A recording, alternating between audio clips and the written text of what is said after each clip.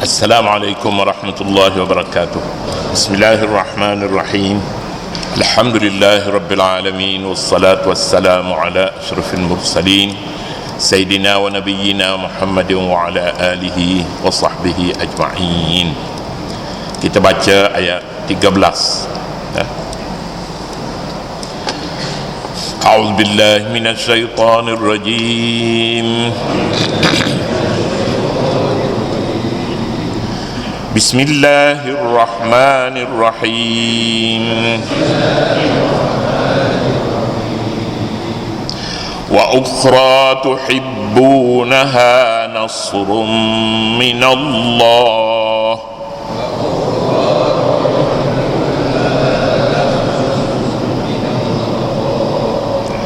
wa fathun qaribun wa basyiril mu'minin.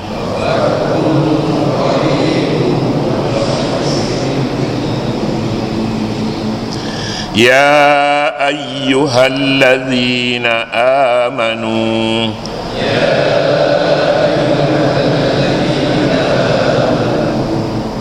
kunu ansarallah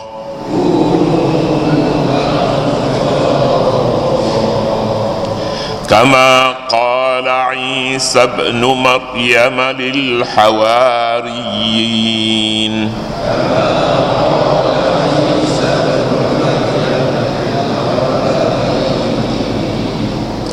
man ansari ila Allah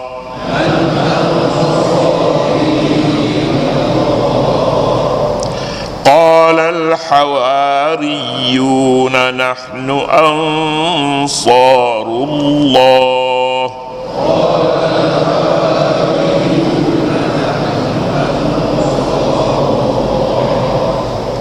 fa'amanat ta'ifatum min bani Israil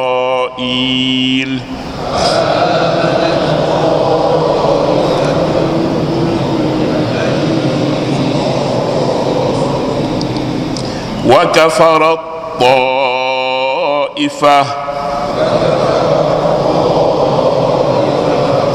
فأيدنا الذين آمنوا على عدوهم فأصبحوا ظاهرين.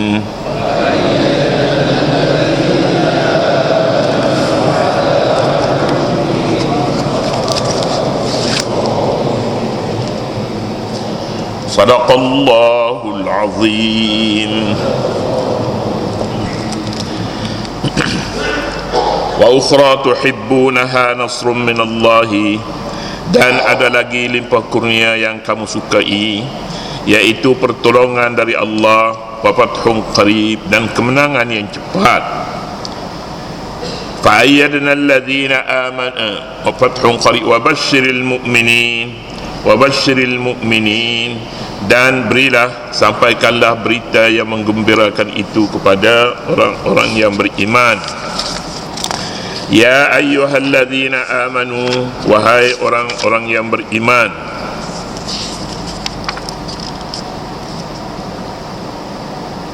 kunu ansarallahi, jadilah diri kamu pembela agama Allah, kama qala Isa ibn Maryam lil hawariyin,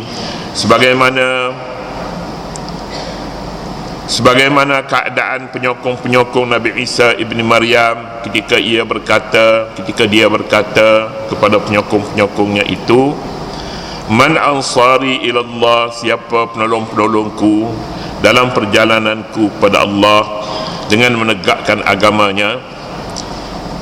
Qala al-hawariyuna nahnu ansarullahi, mereka menjawab, kamilah pembela agama Allah. Fa'amanat ta'ifatum min bani Israila wa kafarat ta'ifah, lalu fa'amanat ta'ifatum min bani Israil, lalu sebahagian daripada pengikut Lalu sebahagian daripada Bani Israel beriman, wa kafarat ta'ifah, dan sebagian lagi kufur kepadanya. Fa'ayyadna alladhina amanu ala aduwwihim, lalu kami berikan pertolongan kepada orang-orang yang beriman untuk mengalahkan musuhnya. Fa'asbahu zahirin, maka menjadilah mereka orang-orang yang menang. Ayat sebelum ini menyatakan balasan syurga, selamat daripada azab yang pedih pada hari akhirat, dijamin kepada mereka yang berniaga di jalan Allah Subhanahu wa taala, yang ditawarkan dalam firman-Nya, hal adullukum ala tijaratin tunjikum min azabin alim. Jalannya ialah jalannya berniaga. Perniagaan ini dalam bentuk perniagaan akhirat, iaitu beriman kepada Allah, beriman kepada Rasulnya, berjihad di jalannya. Ini jalannya. Kemudian ada satu lagi, wa ukhra tuhibbunaha, dan ada satu lagi yang kamu paling sukainya. Ini pemberian segera, pembayaran segera. Bayaran dia ada bayaran namanya bayaran muajjal, ada bayaran namanya muajjal, ain dan hamzah, muajjal. Selalunya kalau tak betul makhraj ini disebut muajjal dua-dua, walaupun tulisan ain sebutannya muajjal. Yang satu lagi muajjal, bayaran tunai muajjal, bayaran segera, bayaran tunai muajjal dengan ain. Muajjal bayaran kemudian, bayaran bertangguh dalam tempoh yang lain. Wa ukhra, dan ada satu lagi ini di dunia, bayaran di dunia, meniaga untuk akhirat tapi dibayar dahulu, tak sampai ke akhirat lagi dah dibayar oleh Allah Subhanahu wa taala. Ini wa ukhra yang kamu sukainya. Kamu sukai kalau kamu ni meniaga, kamu dapat untung segera. Meniaga pukul 10 dan pukul 11 dah dapat untung beribu-ribu untung. Ini anaknya modal. Untung sebenarnya belum datang lagi, belum tiba waktunya, kira-kira belum dibuat, tapi ini pastinya ini untung percuma. Wa ukhra tuhibbunaha, dan satu lagi yakni di dunia sebelum akhirat, tuhibbunaha, kamu kasih, kamu suka padanya, nasrum minallahi, pertolongan daripada Allah. Pertolongan daripada Allah Subhanahu wa taala ini untuk dunia ini sementara diberi. Kita nak belanja pun nak belanja bukan nak belanja benda yang penting-penting, nak main-main begitunya, nak pergi buat melancong gitu.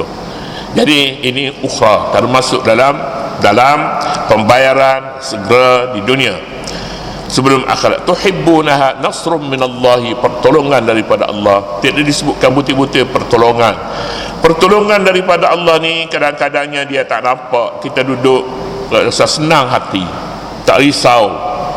Kita hidup, kita rasakan suka kita bermain dengan anak-anak, dengan anak cucu, suka kita berada dalam rumah, suka kita. Ini nasrun minallahi, wa fathun qarib, dan pembukaan yang tidak lama lagi. Fathun qarib, kemenangan. Fathun ini buka mana asalnya, tetapi ia dibuka kepada mereka yang terhimpit, mereka yang dalam kurungan, mereka yang berada dalam perangkap. Kita berada dalam perangkap kemiskinan, Tuhan buka. Datang orang tiba-tiba nak bagi zakat 30,000 pada kita.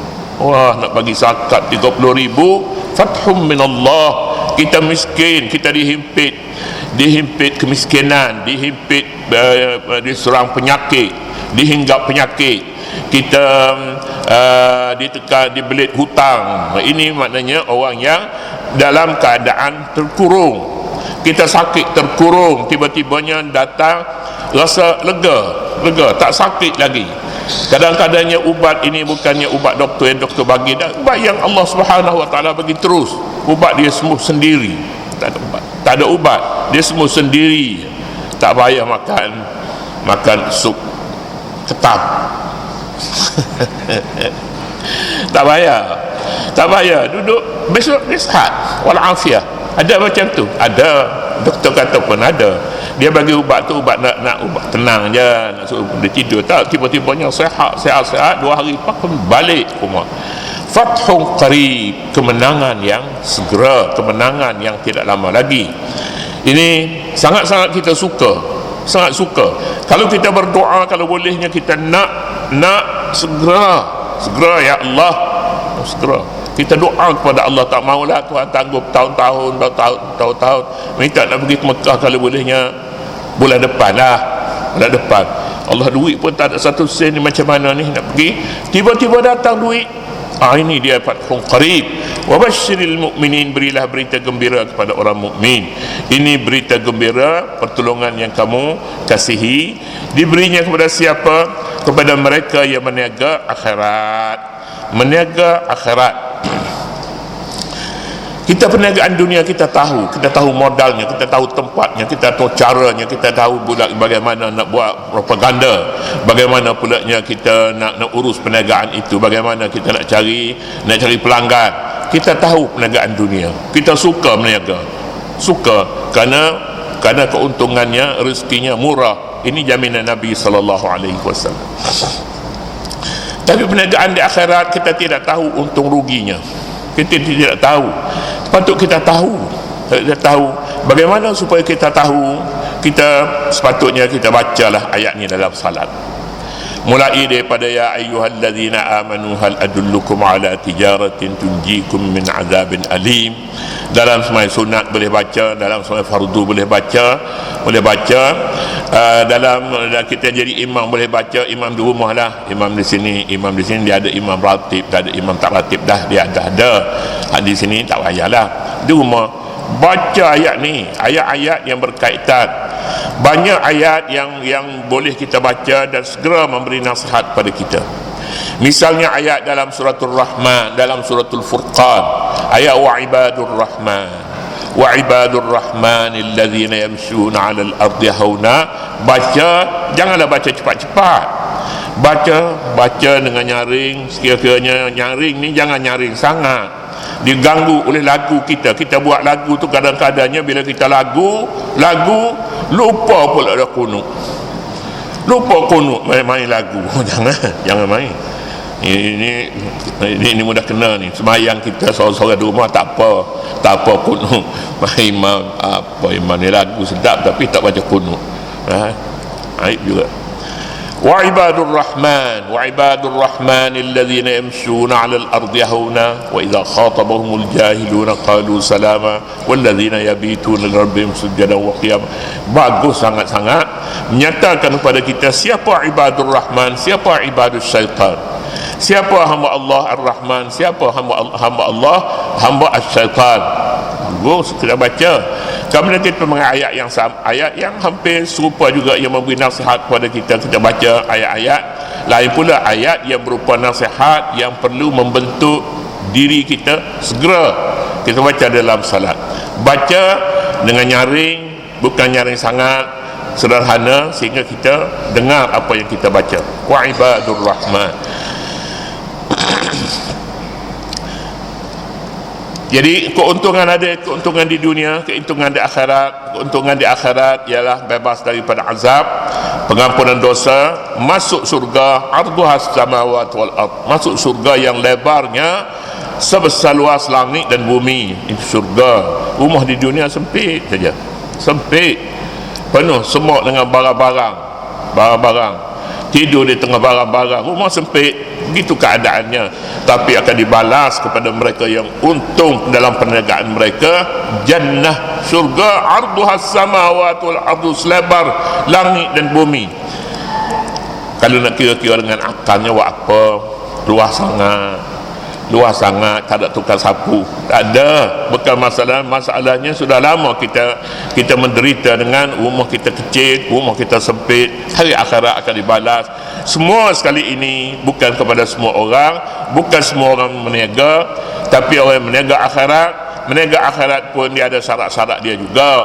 syarat-syarat dia juga kena bidang kita meniaga dan iman kita kepada Allah dan Rasulnya betul seperti yang dikehendaki. Tapi jika kita tidak betul, maka itu bandingannya orang meniaga di dunia, dia jalan yang salah dilalui, dia akan rugi. Kemudian masuk kepada ayat yang berikutnya, ya ayyuhalladzina amanu kunu ansarallah, wahai orang-orang yang beriman, hendaklah kamu menjadi penolong-penolong Allah. Ansar maknanya penolong-penolong. Orang Ansar, orang Muhajirin. Orang Muhajirin ialah orang yang berhijrah bersama Nabi SAW ke Madinah. Orang Madinah namanya orang Ansar, yakni orang yang membantu menyambut kedatangan Nabi dan bersedia memberi pertolongan kepada orang-orang Muhajirin, Nabi dan sahabat-sahabatnya, Ansar. Ayat ini sekali lagi menyeru orang yang beriman, hendaklah kamu jadi penolong-penolong Allah. Bagaimana nak tolong Allah? Nak tolong Allah, apa yang boleh kita tolong Allah Subhanahu wa taala, sedangkan Allah mempunyai kuasa Al-Qawiyyul Azizur Rahim Al-Karim. Macam mana nak tolong Allah? Tolong Allah artinya beribadat kepadanya. Beribadat itu bukan tolong Allah, hakikatnya kita tolong diri kita sendiri, selamatkan diri kita sendiri. Ini bentuk perniagaan, kita berniaga mencari untung. Jalannya beribadat, jalannya zikir, jalannya kita tumpukan sepenuh masa kepada menjadi penolong-penolong Allah Subhanahu wa taala. Untuk menjadi tentera Allah Subhanahu wa taala, penolong-penolong Allah ini, kita mempunyai modal yang cukup. Kita sihat, kita ada harta sekurang-kurangnya haddul kifayah. Haddul kifayah ni kita ada wang pencen di tiap bulan, kita dapat dengan tak payah bekerja, pencen. Ini maknanya barang-barang modalnya sudah cukup. Sehat ada, makan boleh, makan minum boleh, sekadar yang cukup, haddul kifayah. Jadi apa lagi yang kita mahu? Yang kita mahunya ialah apa yang tak cukup pada kita ialah perniagaan akhirat belum ada. Jadi kalau begitunya, ini bagi mereka yang mempunyai modal, bolehlah menjadi ansarullah. Ansarullah makna penolong-penolong Allah, penolong-penolong Allah, yakni penolong agamanya dan penolong Allah Subhanahu wa taala dengan berbuat ma'ruf dan nahi mungkar. Menolong Allah Subhanahu wa taala apabila kita tegakkan Islam, kita mengamalkan Islam, kita amalkan Islam di rumah, amalkan Islam dalam keluarga, amalkan Islam dalam masyarakat, amalkan Islam dalam muamalat. Ini namanya penolong, pembantu Allah Subhanahu wa taala. Penolonglah kita sebutnya. Ya ayyuhalladzina amanu kunu ansarallah kama qala Isa ibn Maryam lil hawariyyin man ansari ila Allah qala al hawariyun nahnu ansarullah. Orang mukmin diseru supaya menjadi penolong-penolong Allah, sebagaimana Nabi Isa ibn Maryam berkata kepada hawarinya. Hawari ini penolong, pembantunya, murid-muridnya. Nabi Isa pernah menyuruh hawarinya pada akhir-akhir hayatnya, kamu hendaklah tolong agama ini. Menolong agama Nabi Isa AS artinya mereka beriman kepada Nabi Isa. Kemudian setelah wafat Nabi Isa, berimanlah pula kepada Nabi Muhammad SAW. Itu dia. Jadi semua orang begitu menolong agama Allah. Kalau tiada Nabi lagi selepas daripada Nabi Muhammad, maka berhentilah setakat Nabi Muhammad, berimanlah kepadanya. Sekalipun kita tidak sempat hidup bersama Nabi SAW, kita dipisahkan dengan jarak yang begitu jauh dengan Nabi Muhammad sudah lebih 1400 tahun, namun kita tidak menyimpan sebarang keraguan bahawa iman kita kepada Nabi Muhammad SAW ialah dengan mengikuti ajarannya, mengikuti sunnah yang ditinggalkan olehnya. Nabi Isa AS menyeru kaumnya, man ansari ilallah, siapakah yang membantu aku dalam perjalananku menuju Allah? Siapa? Man ansari ilallah, dia tanya murid-muridnya. Qala al-hawariyuna nahnu ansarullah. Berkatalah Hawari. Hawari ini murid-murid kelas pertama lah, murid-murid yang sentiasa hidup bersama dengannya. Murid-murid itu ansari ilallah. Siapakah pembantu-pembantuku? Jawab penolong-penolong, jawab murid-muridnya, nahnu ansarullahi, kami adalah penolong-penolong Allah, yakni pembantu-pembantu Nabi, dan kami juga pengamal-pengamal ajaran yang ditinggalkan oleh Nabi. Kami akan beriman kepada kamu, dan kami akan beriman pula kepada Nabi Muhammad yang akan lahir selepas kewafatan kamu. Nahnu ansarullah. Fa amanat ta'ifatum min bani Israil wa kafarat ta'ifah. Sebahagian daripada Taifah, maknanya sebahagian, satu kumpulan daripada Bani Israel beriman, satu bahagian lagi kufur kepada Nabi Isa alaihissalatu wassalam selepas kewafatan Nabi Isa. Inilah dia yang kufur itu, tidak beriman lagi kepada Nabi Musa. Mereka balik kepada agama asalnya, kepada agama Nabi Musa. Itu pun agama yang sudah diubah daripada agama yang ditinggalkan oleh Nabi Isa alaihissalatu wassalam. Agama yang ditinggal oleh Nabi Isa ialah tidak mempersekutukan Allah Subhanahu wa taala, tidak menganggap bahawa Nabi itu adalah salah satu daripada Tuhan, satu bahagian daripada Tuhan. Tidak sama sekali. Agamanya agama tauhid. Pesanan Nabi Isa alaihissalatu wassalam kepada kaumnya supaya mengekalkan ajaran tauhid, bukannya dengan mengubahkan ajaran itu kepada Trinity dan sebagainya, menganggap ada tiga Tuhan dalam satu, ataupun macam-macam lagi istilah yang dibuat oleh mereka. Semua ini tarut. Amanat ta'ifatum min bani Israil wa kafarat ta'ifah fa'ayyadna alladhina amanu ala aduwwihim fa asbahu zahirin. Kami perkukuhkan orang-orang yang beriman kepada Nabi Isa, dan kemudian beriman pula kepada Nabi Muhammad sallallahu alaihi wasallam. Kami perkukuhkan mereka dengan memberi pertolongan, fa asbahu zahirin, lalu mereka itu memperoleh kemenangan. Zahirin maknanya menang. Jaminan kemenangan kepada umat Nabi Muhammad sekali lagi, dan iaitu kepada mereka pengikut-pengikut Nabi Isa dan pengikut-pengikut Nabi Muhammad yang datang kemudiannya. Ini jaminan daripada Allah bahawa mereka akan menang. Tapi yang lain-lain tidak dijamin. Bagaimana kemenangan itu? Kemenangan itu hendaklah kita menolong agama Allah terlebih dahulu sebagai modal perniagaan dan pertolongan daripada Allah. Ada pertolongan yang diberi segera, dan ada pertolongan yang akan beri kemudian, iaitu di akhirat, sebagaimana yang kita sebutkan dahulu. Demikianlah ayat yang dimaksud yang disebutkan di sini. Ayat ini menyuruh supaya kita menjalani perniagaan akhirat. Itu pokok besarnya, perniagaan akhirat. Dan perniagaan ini dalam bentuk modal yang sedia ada, iaitu sehat walafiat, masa lapang ada, seperti yang disebutkan oleh Nabi, masa sehat ada, masa sudah ada, dan perbelanjaan hidup ada. Maka tumpulah kepada apa yang disebutkan perniagaan akhirat. Tu'minuna billahi wa rasulihi wa tujahiduna fi sabilillahi bi amwalikum wa anfusikum. Itulah dia ayat. Dengan ayat ini berakhirlah suratul Saf, dan kemudian kita akan masuk pula kepada suratul Jumu'ah. Surah Jumaat, yang mempunyai hubungan dengan surah ini, hubungan yang rapat dari sudut susunannya dan juga dari sudut makna dan tafsirannya. Wallahu subhanahu wa ta'ala a'lam. A'udzubillahi minasyaitonir rajim. Bismillahirrahmanirrahim.